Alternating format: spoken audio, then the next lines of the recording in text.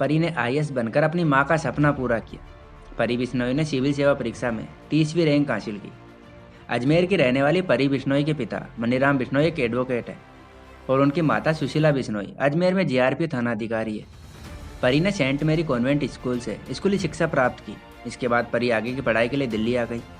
यहाँ उन्होंने दिल्ली विश्वविद्यालय से बैचलर्स की डिग्री प्राप्त की। ग्रेजुएशन के दौरान ही परी ने सिविल सेवा परीक्षा में तैयारी शुरू कर दी थी। ग्रेजुएशन करने के बाद परी ने अजमेर के एमडीएस यूनिवर्सिटी से पॉलिटिकल साइंस में पोस्ट ग्रेजुएशन किया।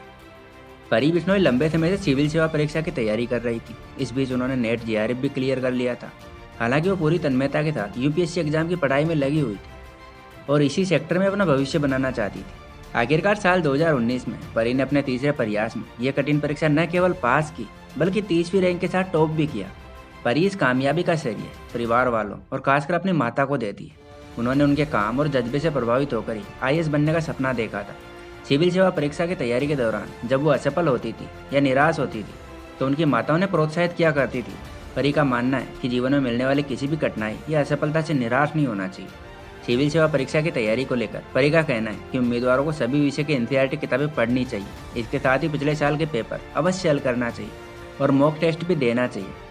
सही रणनीति के साथ नियमित रूप से पढ़ाई और आंसर राइटिंग की प्रैक्टिस के अलावा टाइम मैनेजमेंट का भी ध्यान देना जरूरी है।